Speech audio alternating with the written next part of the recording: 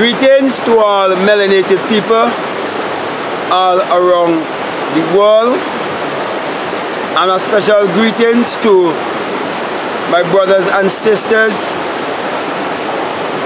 who are followers of the message of William Branham, especially to those in the Tall Exodus Assembly in Trinidad and Tobago and in St. Vincent and the Grenadines.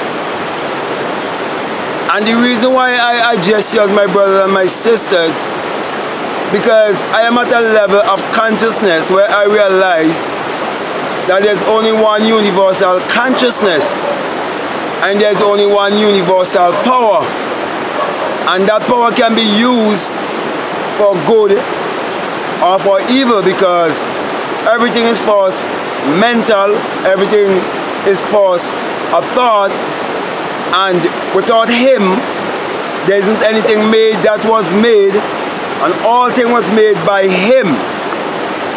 And we know that all thing was made by the human imagination, and without the human imagination there isn't anything made that was made. Everything that is already made had to first be imagined, and anything else that is ever going to be made must first be imagined.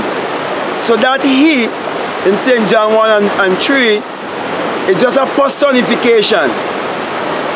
Okay? And that is why you have to come to understand Galatians 4:24, where it is teaching you that the Bible, it's allegorical, it's symbolic. And so because of that, and because of the way we were taught the Bible to interpret that Bible as being literal and as secular history, instead of coming to recognize and to realize that the Bible addresses the human mind and must be interpreted psychologically, we never make it personal and realize that it is our own biography. Okay, so it is with that consciousness I want to show you empathy. I want to show you the empathic side of me, because many had the notion or the belief that my motive or my intention was to try to pull down or to tear down or to bring some false report or some destructive report towards the pastor of the Tall Exodus Assembly in Trinidad and Tobago and in St. Vincent, the followers of William Branham. But that's not my motive. Okay? As I would have said before, I am no better than anyone. The only thing is that I have proceeded you in the awakening, and I've come to that place of the astronaut. Okay, and I have left the organization or the camping ground, and I've gone beyond the camp. And the very prophet that you follow in William Branham preached that message, going beyond the camp. And now, because I've gone beyond the camp, I am telling you what it is like, and what is the experience that you will experience to know that you have actually gone beyond the camp, beyond organized religion, beyond camping around a man, beyond camping around a message, without having the experience or without being a true witness. Like from Elijah to Elisha. These are symbols teaching you.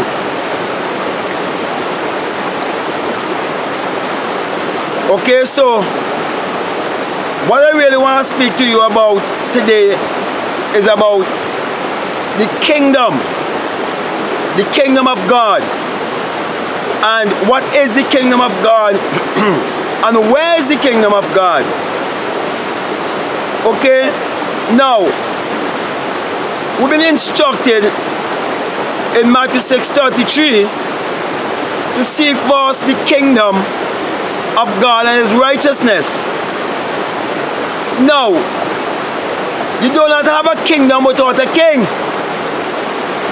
And you do not have king, and it doesn't signify rulership, authority, dominion, power, identity. All these different things is speaking about a kingdom. And you must have those to rule over. And when I say to rule over, I'm speaking about to instruct or to educate or to lead or point the way. Because it is said that my people are perished for lack of knowledge, and without a vision the people perish. So there must be a visionary, or one with a vision, or one who can see further, or one who can go further and teach you or instruct you how to construct through leadership, through rulership. Leadership and rulership of what? Yourself. Not to rule over others. Because the only one that we have to change in this world is ourselves. There's no one else to change but self. So we can't run going and trying to change the world and we haven't changed ourselves. And you cannot change yourself unless you have discovered the kingdom. So it is said, seek first the kingdom of God and his righteousness, and all these things will be added unto you. What it is saying? You will discover the secret of creation. Therefore you will discover how everything has been manifested from the unseen world to the seen world. That's why William Branham preached a message called Look into the Unseen. He preached a message on faith. So it is teaching you that when you come in to know where the kingdom is, because you are seeking the kingdom all along, and you find the kingdom, it is teaching you what you would discover. And what you would discover is what you would teach others to come into also. Because the divine law of reproduction is that every seed and every species will all reproduce after its kind. Then it gives you further instruction where to find the kingdom. And we've been admonished in Luke 17 and 21, where it is said, don't let anyone tell you, lo, he is here, or lo, he is there. For the kingdom of God is within you. No, that he is not speaking of a historical character. Because if you go back to Galatians 4:24, where it says that the story of Abraham is an allegory, and you check out the true meaning of allegory and what allegory really means, you would know the story of the Christ is an allegory, and you will understand. Isaiah 7:14 says that it is a sign. The birth, it's a sign. I won't go into that right now. And then you will understand that he is a personification. It is speaking about the creative power in man. And without the creative power, there isn't anything made that was made. And all things was made by the creative power. This vest I have wearing now, it had to be first imagined. The food, the clothes you wearing have to be first imagined. Even the food you eat. Everything. Because the Bible says God said let there be and there was. What is a word? A word is a thought expressed. It was teaching you how the Creator in us. How when you create and you see your desire being manifested, how you will come into rest, you will come into Sabbath. Because you will no longer have a desire for that which you have already manifest. Even the Adventists got it wrong. And it's teaching you how you will use the elements.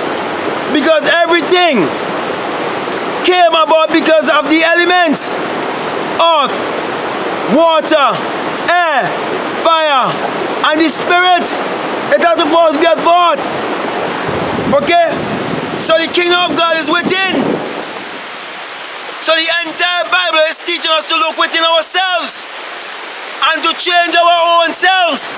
That's why I said in Romans 12, be not conformed to the way or the thinking of the world, but be transformed by the renewing of your mind. Because why? The world gives you a mindset to be chasing the getting before the being. So you wouldn't fulfill Matthew 6:33. So we go to school, they indoctrinate us, and they give us our employee mentality, and we run after money, and then when reality strikes, then we become religious because we do not understand who we are. But we're supposed to discover who we are, because there's one universal question: who am I? And when the answer comes, it has to be I am. I am that I am. It means I am whatever I believe myself to be. As a man thinketh in his heart, so is he. So my brother and my sisters, all I'm teaching you is that everything was first a thought, and that the Bible addresses the human mind, and it's not literal. And you can't be mixing symbology and literal interpretation. That's why William Branham did it that way, because he knows there will be enlightened ones who will come and put the whole thing in symbology and explain it the psychological way. Because there must be the law of polarity. Everything has its opposite. There must be the wise and the foolish virgin, and not the way how the father of William Branham interpret that scripture. But I don't want to get into that right now. So basically what I'm trying to get across to you is to look within, believe in yourself, trust your own human imagination, what we call the intuition. That is God in man. That's the invisible man. And that is why you've been instructed how to pray the right way. It's Psalm 4:4. Come in with your own heart upon your bed and be still. And also in Matthew 6:6. It teaches you how to go into the secret place, your closet, and how to close the door, your eyes, and look through the third eye, the eye of the mind, the fourth eye, the supernatural eye, which is spoken of in Matthew 6:22. If your eye be single, your whole body will be full of light. Because that's how everything is manifested upon the face of this earth. That's how everything came in to being upon the face of this earth. Okay, so with that being said, my brothers and my sisters, all I'm saying to you is to look within, not look without, and to believe in a historical Christ, and to believe in a God outside of yourself is to believe in an idol. Okay, and to worship a false God, and to turn around and say that there is no God. That's why he said that the fool said in his heart, there is no God. I didn't even want for this video to go this long, but I always follow my intuition. So with that being said, my brother and my sisters, look within, for the kingdom of God is within you, and when you find that the kingdom of God is within you, you will be able to manifest your reality consciously. Read Job 33. I leave a key with you. Love you, and I want to give you the sign of the eye, where it is said in Matthew 6:22, if your eye be single, your whole body will be full of light. And I'm telling you, it is the rising of the sun in you, because when you come to experience, you will experience the whole mystery as the S-U-N arising in the S-O-N. If you doubt me, read Psalms 84:11. Peace. I'm out. Just one more scripture, and Malachi 4:2. Love you. I'm out.